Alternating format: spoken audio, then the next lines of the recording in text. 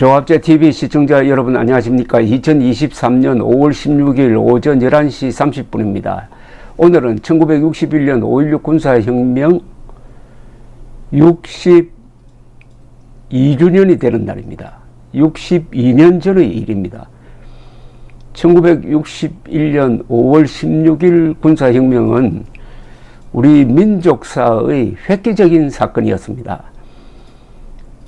군인들이 정권을 잡는다는 것은 저 일본이나 서양에서는 그게 상식입니다.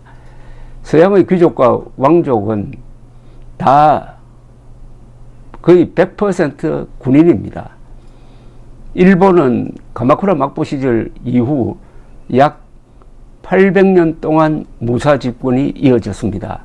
그런데 한국은 고려시대 때 과거시험 제도를 채택을 하면서 과거시험에 합격한 사람들이 정권을 잡았습니다. 그러다가 1170년 고려 의종 때 문신으로부터 구박을 받던 무신들이 반란을 일으켰습니다. 쿠데타를 일으켰습니다. 정중부의 난이라고 그러죠. 무신난을. 그 뒤 약 100년 동안 고려 시절에도 무신 정권이 이어집니다. 그러다가 몽골이 침략을 하면서 그 무신 정권이 무너집니다. 몽골 침략이 없었으면 우리나라도 일본처럼 무사 집권 체제가 오래 갔을 가능성이 있습니다. 그럼 역사가 많이 달라졌을 것입니다. 한국과 일본이 여러 가지 점에서 유사합니다. 인종적으로도 그리고 한자 유교 문화권이라는 점에서도. 그러나 결정적으로 다른 게 일본은 약 800년 동안 무사 집권 시대가 이어졌고 한국에서는 그 800년의 한 700년 정도는 문신 집권, 즉 그를 아는 선비들이 과거시험을 쳐가지고 권력을 잡고 행사하는 주로 조선조입니다만은 그런 시대가 이어져 가지고 무신 집권의 일본과 문신 집권의 한국의 운명이 달라진 거죠. 그 결과는 조선이 일본의 식민지가 되는 걸로 끝장이 나고 말았습니다. 흔히 군인들이 뭐 정치를 한다고 하면은 그건 절대로 해서는 안 될 일인 것처럼 착각하는 한국 사람들이 많습니다. 세계사를 제대로 보면은 그런 생각이 얼마나 아주 좁고 좀 동떨어진 생각이란 걸 알 수 있을 텐데 한국에서는 군사 문화를 무조건 미워하는 사람들이 있어가지고 김영삼 정부 시절에 문민이란 말을 많이 썼습니다. 문민정부라고 그랬어요. 근데 문민이라고 하면 군인을 배척하는 겁니다. 아니 국민정부를 하면 몰라도 문민정부라고 하면 그게 말이 됩니까? 군인은 정부에 속하지 않는다는 건데 그럼 국군은 뭐가 됩니까? 이런 문민정부란 말을 태연히 썼던, 그래서 그 시절에 김영삼 정부 시절에 사고가 많이 났습니다. 육해공으로 그냥 나왔어요. 배도 뒤집어지고 비행기도 떨어지고 지하에서 폭발 사고 나고 그러다가 드디어 경제가 휘청해가지고 외환 위기를 부르고 말았습니다. 그때도 무슨 사고가 나기만 하면은 군사정부 탓을 하곤 했던 기억이 생생합니다. 그러니까 1961년 5.16 군사혁명은 우리 민족사에서 791년 만에 군인이 처음으로 집권을 한 시절이었습니다. 그 뒤 박정희, 전두환, 노태우 30년이 갔습니다. 30년 동안 군인 출신이 정권을 잡았습니다. 군인이 새 역사 창조의 기수가 되었습니다. 그리고 이 30년 동안 한국은 세계에서 가장 높은 경제 성장률을 기록하고 그 덕분에 자립경제, 자주국방이 가능해지고 그 덕분에 중산층이 생기고 그 덕분에 이제 우리도 자유를 누려야 되겠다는 민주화의 욕구가 생기고 그리하여 전두환 노태우 정부를 거치면서 우리는 직선제를 수용해가지고 민주국가가 되었습니다. 즉 군인 대통령 세 사람 치하 30년 동안 경제도 발전하고 민주주의도 발전했습니다. 군인들의 이런 결정적인 역할은 20세기에서 매우 드문 경우입니다. 아마 이스라엘 군대 그리고 한국의 국군 이 정도 아닐까요?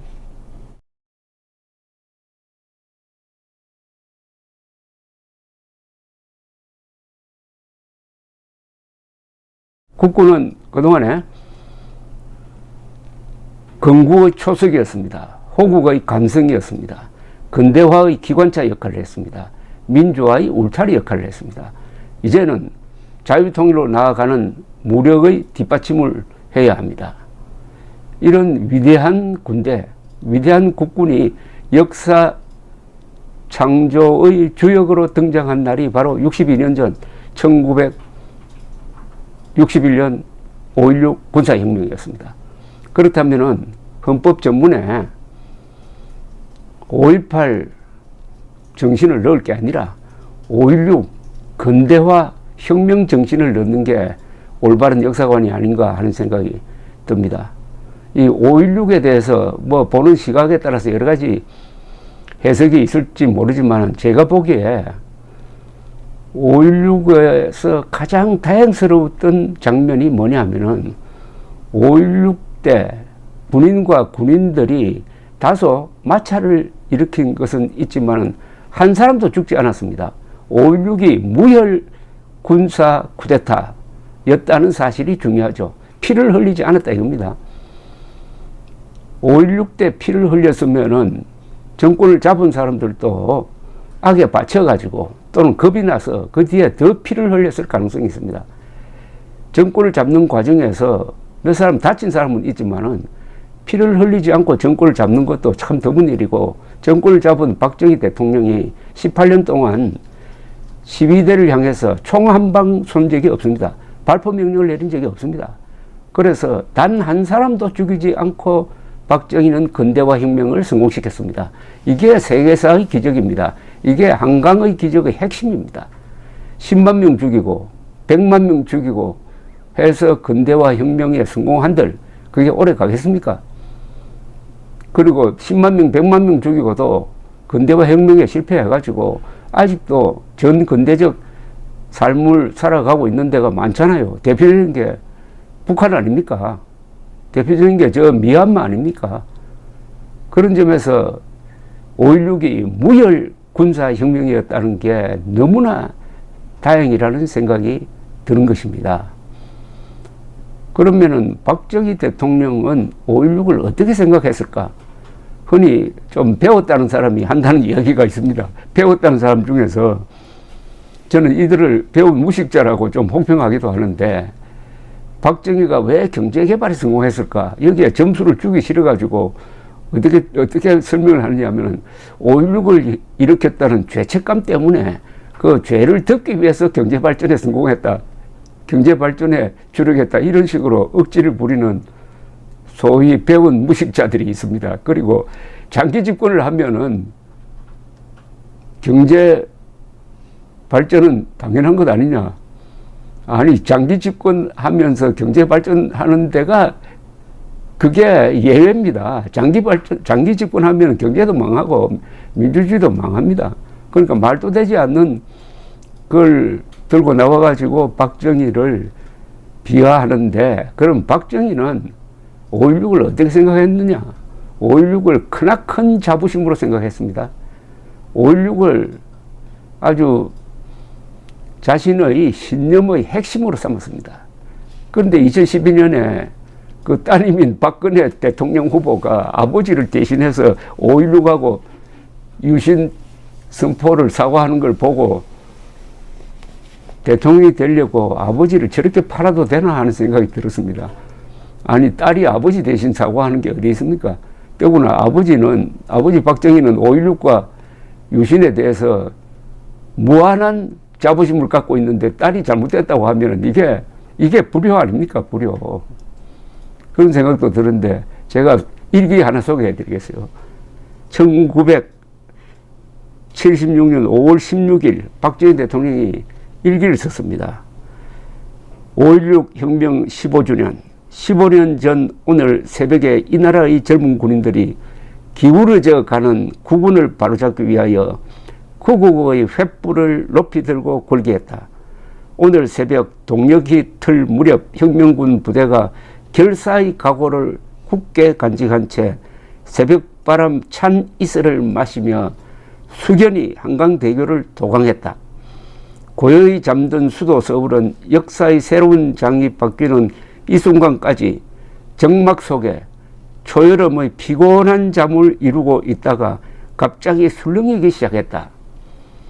부패와 부정과 무능과 안일, 정체와 무기력으로 기식암암하던 이 사회에 새로운 활력소와 소생의 숨소리가 흘러나오고 몽롱한 깊은 잠결에서 잠을 깨고 제정신을 차리기 시작한 것이다.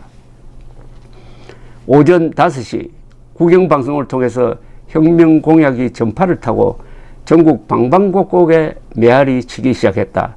이제부터 새 역사가 전개되기 시작했다. 그 순간부터 15년이란 세월이 흘러갔다. 그러나 혁명은 아직 완결된 것이 아니다. 아직도 줄기차게 진행 중에 있다. 가지가지의 고난과 저항과 회의, 포, 폄을 들어가면서 5.16의 완성은 우리나라를 선진공업국가 수준까지 끌어올리고 자주국방 자립경제를 달성하여 평화적 남북통일의 기반을 구축하여야만 한다. 1980년대 초에는 이 목표가 달성될 것으로 확신한다. 드디어 달성이 됐습니다. 아주 예언적인 일기입니다.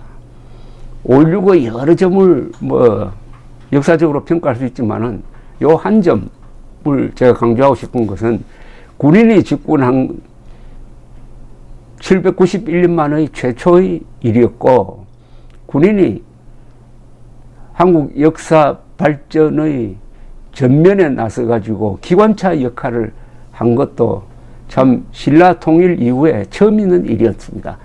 그 결과가 매우 성공적이었습니다.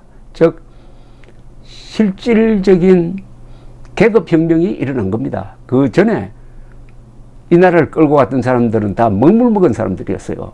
지식인들이었어요. 창백하고 비판에는 선수지만은 건설에는 바보인 그런 사람들이 많았습니다. 그러나 군인들이 집권하자 분위기가 싹 바뀌고 말았습니다. 저는 당시에 중학교 3학년이었습니다. 5.16을 전후해가지고 얼마나 세상이 바뀌었는지 기억이 아직도 생생합니다. 더구나 40대 젊은 지도자가 나오니까 걸음걸이부터 달라지고 사회에 기각이 서고, 그리고 야 이제 좋은 지도자를 만났으니까 열심히 일하면은 우리 부자 되겠구나 하는 그런 희망이 넘치고, 그리고 장교들이 각 정부 부서의 요직을 맡고 이 사람들이 미국으로부터 배운 새로운 조직 운영 기술을 우리 정부기관에 도입을 해가지고 정부기관이 아주 효율적으로 바뀌고 하던 그 생동하는 분위기가 생생한데, 무엇보다도 세대교체가 이루어졌습니다. 그때 5.16을 주도했던 사람들은 30대, 40대 장교였습니다. 세대교체가 이루어진 거죠. 동시에 계급교체가 이루어졌습니다.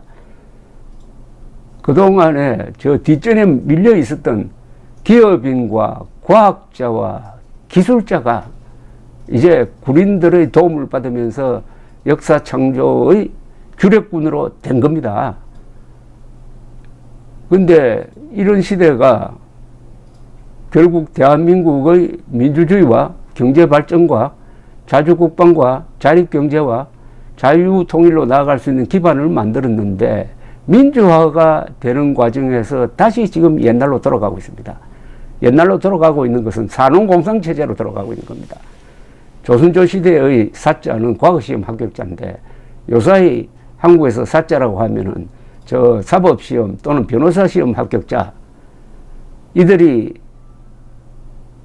권력을 잡고 정치도 하고 거기에 기자들이 붙고 비판적 지식인이 따라 붙고 해가지고 이들이 지금 한국 사회를 이끌어가고 있는데 그게 어떤 사회냐 하면은 변호사 시험 합격자 김남국의 최근 소행을 보면은 여러분들이 알 수 있을 것이라고 생각합니다.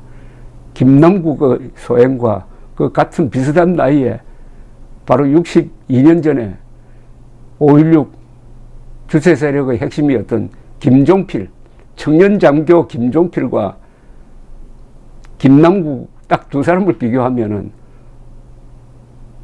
군인과 이 먹물 먹은 사람들의 수준의 차이가 나옵니다.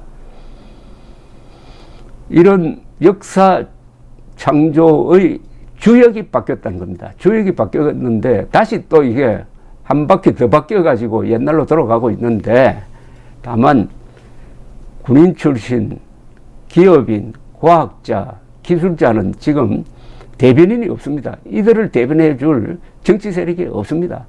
그러니까 이 민주당 세력, 주사파, 좌익 운동권 등등 이런 사람들이 군인, 기업인, 그리고 과학자, 기술자를 억누르면서 이 권력 관계를 주도를 하고 있습니다. 이걸 또 한 번 더 바꿔야 되는데 그렇다고 또 군인들이 나올 수는 없죠.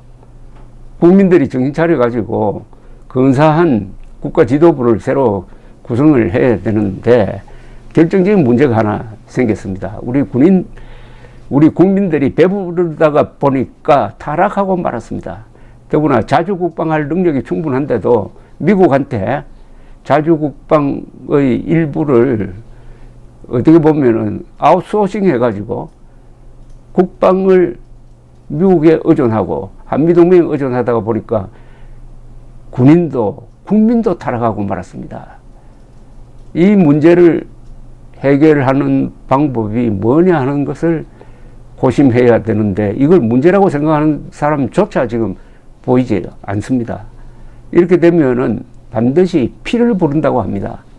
이런 큰 문제를 해결하는 데는 전쟁 또는 내전을 통해서 피를 흘려야 제정신을 차린다는 게 이 역사의 큰 공식 중에 하나입니다. 역사의 공식은 이렇게 됩니다. 전쟁 다음에는 평화가 온다. 평화가 오래 계속되면은 분열이 된다. 그럼 다시 전쟁을 부른다. 전쟁이 나면은 문제가 상당히 해결된다. 그래서 또 평화가 계속된다. 그러다 보면 또 분열이 생기고 시기 질투심이 생기고 전쟁을 부르게 된다. 이런 순환 구조에서 지금 한국은 어디에 와 있느냐. 어떻게 보면은 5.16으로 발전시킨 나라의 국력이 지금 피크에 도달해 와 있습니다. 피크에 와 있을 때가 위험하죠. 항용유해라는 말이 있습니다. 용은 하늘 꼭대기에 올라가면은 후회할 길밖에 없다. 내려오는 길밖에 없다. 지금 대한민국이 항용유해의 그 피크 타임에서 있다면은 이제부터 위기가 찾아올 겁니다. 감사합니다.